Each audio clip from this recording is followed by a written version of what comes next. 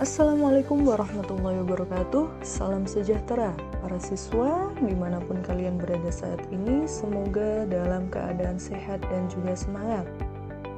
Selamat datang dalam rangkaian kegiatan masa pengenalan lingkungan sekolah atau MPLS di SMP Negeri 1 Ngawen secara daring. Pada video ini, Bu Revi akan membahas tentang cara belajar efektif. Bagaimana sih cara belajar yang baik sehingga kita bisa memperoleh ilmu yang bermanfaat dan juga mencapai prestasi yang memuaskan? Seperti yang kita ketahui, kalian sekarang sudah masuk ke jenjang SMP, jadi otomatis cara belajarnya juga harus sudah terjadi perubahan dibandingkan dengan cara belajar kalian saat masih di SD. Karena tingkat kesulitan mata pelajaran di SMP tentunya lebih tinggi. Nah, harapannya setelah kalian menonton video cara belajar efektif ini, kalian bisa menerapkan cara belajar yang baik sehingga bisa memperoleh hasil yang maksimal. Baik, mari kita simak videonya.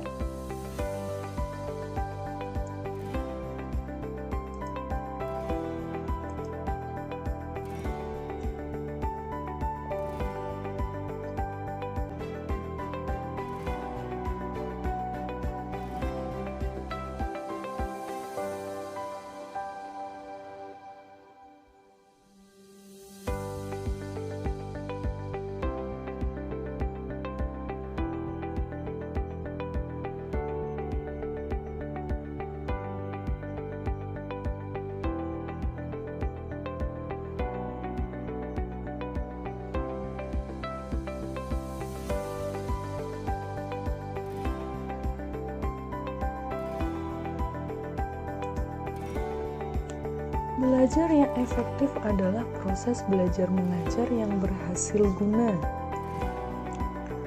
Dalam proses pembelajaran tersebut mampu memberikan pemahaman, kecerdasan, ketekunan, kesempatan, serta peningkatan mutu atau kualitas ke arah yang lebih baik. Nah, untuk cara belajar efektif ada beberapa. Yang pertama adalah dengan niat yang sungguh-sungguh. Yang pertama kali harus kita lakukan untuk belajar adalah kita harus niat belajar dengan sungguh-sungguh, karena kalau tidak, pikiran kita akan melayang kemana-mana, entah itu tentang mainan, media sosial, lawan jenis, dan lain-lain. Oleh sebab itu, belajar yang baik dimulai dengan niat yang sungguh-sungguh. Kita juga bisa mengawali belajar kita dengan berdoa. Selain dari segi nilai religi, berdoa dapat membuat kita lebih fokus ketika belajar, serta dapat membuat pikiran kita lebih tenang. Kemudian yang selanjutnya adalah membuat rencana belajar dan membuat rencana pencapaian nilai. Untuk mencapai suatu tujuan, biasanya diawali oleh rencana yang baik. Oleh karena itu, alangkah baiknya kita membuat rencana belajar serta rencana pencapaian nilai untuk mengetahui apakah kegiatan belajar yang kita lakukan telah maksimal atau masih perlu ditingkatkan. Sesuaikan target pencapaian dengan kemampuan yang kita miliki. Misal, kita lemah pada pelajaran tertentu, maka sebaiknya kita meluangkan lebih banyak waktu untuk belajar mata pelajaran tersebut sehingga akhirnya kita bisa memahami mata pelajaran tersebut dengan baik. Sedangkan untuk rencana pencapaian nilai, kita bisa memasang semacam target. Misal, saya untuk pelajaran ini minimal saya harus mendapatkan nilai 85 atau target untuk masuk dalam peringkat 3 besar. Adanya rencana semacam itu dapat memotivasi kita untuk belajar dengan lebih serius. Oke, untuk cara belajar efektif yang selanjutnya nomor 2 adalah disiplin dalam belajar. Apabila kita telah membuat jadwal belajar, maka kita harus menjalankan jadwal tersebut dengan tertib dengan sungguh-sungguh. Contohnya, kita menetapkan jadwal belajar setiap malam, setiap jam 7 sampai 9 malam. Maka maka kita harus mematuhi jadwal tersebut. Yang berarti kita harus belajar pada waktu-waktu tersebut. Kita harus belajar tepat waktu dan serius, tidak sambil main-main, serta dengan konsentrasi yang penuh. Jika waktu makan, mandi, ibadah, dan sebagainya telah tiba, maka jangan ditunda-tunda lagi. Lanjutkan belajar setelah melakukan kegiatan-kegiatan tersebut jika waktu belajar kalian belum usai. Yang selanjutnya adalah kerjakan PR. Saat nanti kegiatan belajar mengajar kalian sudah dimulai, kalian pasti akan mendapatkan PR atau pekerjaan rumah dari Bapak Ibu guru. Nah, kerjakan PR tersebut dengan baik. Jangan selalu mencari alasan untuk menunda atau bahkan tidak mengerjakannya. Jangan gampangke ya. Jangan malas mengerjakan PR dengan alasan lupa. Nah, misal kalian sudah mengerjakan PR dan masih ada waktu luang, baru kalian bisa bermain atau melakukan hobi kalian. Selanjutnya yang nomor 3 adalah belajar dengan serius dan tekun.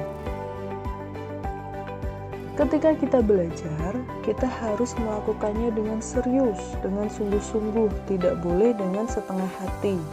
Karena pikiran kita akan sulit untuk melakukan beberapa kegiatan dalam satu waktu. Kemudian kita harus fokus, kita harus mendengarkan penjelasan guru dengan baik, kita harus rajin membuat catatan intisari pelajaran. Nah, ketika belajar di kelas, dengarkan dan catat poin-poin penting yang dijelaskan oleh guru. Ketika ada waktu luang, baca kembali catatan tersebut sambil dimengerti. Kemudian yang selanjutnya adalah tempat yang nyaman. Saat belajar, ada baiknya bagi kita untuk mencari tempat yang tenang dan nyaman, serta tidak terlalu banyak gangguan, sehingga kita bisa lebih berkonsentrasi. Oke, nomor 4 adalah aktif bertanya. Jangan malu untuk bertanya. Jika saat proses belajar mengajar di kelas kalian menemui hal yang belum jelas, maka tanyakan kepada Bapak Ibu guru. Saat kalian bertanya, biasanya kalian akan mengingat jawabannya. Jangan merasa malu untuk bertanya sesuatu yang belum kalian mengerti. Karena saat kalian bertanya, Bapak Ibu guru maupun teman kalian yang sudah lebih dulu mengerti tentang pelajaran tersebut, pasti akan dengan senang hati untuk menjelaskan kembali kepada kalian. Yang selanjutnya adalah belajar kelompok. Karena saat ini kita sedang dalam keadaan pandemi, maka belajar kelompok bisa dilakukan secara daring melalui grup WA. Dengan belajar kelompok bersama teman, kegiatan belajar menjadi lebih menyenangkan karena dilakukan bersama-sama dengan teman. Dalam belajar kelompok, kalian bisa membahas pelajaran yang belum dipahami, sehingga setelah dibahas bersama teman-teman, kalian akan memahami pelajaran tersebut dengan lebih baik. Yang keenam adalah selalu mengulang pelajaran yang sudah diajarkan. Setiap selesai kegiatan belajar mengajar, selalu ulangi kembali atau baca kembali pelajaran yang telah diajarkan oleh Bapak Ibu guru tadi. Sehingga nanti sewaktu kalian akan ada ulangan, tidak banyak yang harus dipelajari karena kalian sudah nyicil belajar. Dengan begitu, kalian tidak akan stres atau tertekan saat akan ada ulangan. Kemudian banyak berlatih pelajaran yang kurang disukai. Sering-seringlah berlatih soal. Apabila kalian kurang menyukai suatu pelajaran, maka banyak-banyaklah berlatih atau mengikuti kursus atau belajar kelompok dengan teman. Latihan dan latihan itulah kunci untuk mahir dalam suatu mata pelajaran. Semakin banyak kalian mengerjakan dan memahami soal, maka kalian juga akan terbiasa dalam mengerjakannya. Oke. Yang selanjutnya, poin nomor 7 adalah hindari belajar berlebihan. Jika waktu ujian atau ulangan sudah dekat, biasanya kalian yang belum belajar pasti akan panik. Nah, jalan pintas yang sering dilakukan oleh banyak siswa yang belum siap adalah dengan belajar hingga larut malam atau begadang. Sebaiknya, ketika akan ujian atau ulangan, kalian para siswa tidur tepat waktu, karena jika kalian begadang semalaman, selain tidak baik bagi kesehatan, juga bisa berakibat mengantuk di kelas, sehingga tidak fokus dalam mengerjakan ulangan atau ujian, yang menyebabkan kalian malah mencapai nilai yang tidak maksimal. Kalian juga harus cukup istirahat, makan, ibadah, dan bermain. Semuanya dilakukan secara berimbang. Setelah kegiatan belajar mengajar, kalian pasti sering ingin cepat-cepat bermain dan melupakan segala hal-hal penting lainnya, misal makan dan istirahat. Padahal, setelah seharian belajar, badan kalian membutuhkan energi yang bisa didapatkan dari istirahat dan makanan yang kalian makan. Oleh karena itu, kalian harus dapat membagi waktu dengan baik untuk makan, istirahat, ibadah, dan bermain. Kalau semua dilakukan dengan baik, badan kalian akan tetap sehat dan segar, sehingga tidak sering mengantuk di kelas. Oke, yang selanjutnya nomor 8 adalah menggunakan media dan sumber lain yang relevan. Dalam belajar, kita tidak harus terpaku hanya pada satu buku sebagai sumber bahan belajar. Kalian boleh mencari materi pelajaran yang menunjang, misal dari artikel-artikel di internet, koran, majalah, bahkan dari video-video YouTube yang banyak tersedia di internet.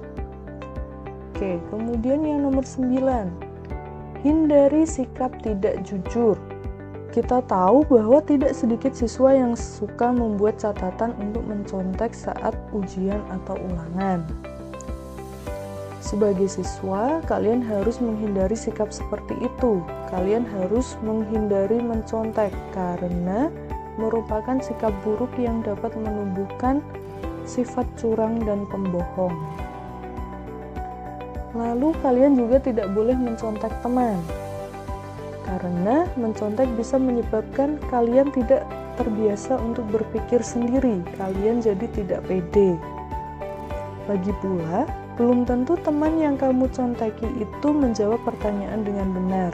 Kalau kalian rajin belajar, pasti kalian bisa menjawab semua pertanyaan dengan benar, sehingga saat ulangan bisa mendapatkan nilai yang baik. Pokoknya kuncinya adalah percaya dengan diri sendiri. Yang nomor 10 adalah ikuti kegiatan ekstrakurikuler yang kalian senangi. Cari tahu kegiatan apa yang cocok dan kamu suka atau yang sesuai dengan hobi kalian. Oke? Demikian beberapa cara belajar efektif yang tentu saja bisa kalian sesuaikan dengan gaya belajar kalian masing-masing. Selamat belajar, terus semangat, jaga kesehatan, sampai jumpa di lain waktu. Terima kasih sudah menyimak video ini, semoga bisa membawa ilmu yang bermanfaat bagi kalian. Wassalamualaikum warahmatullahi wabarakatuh.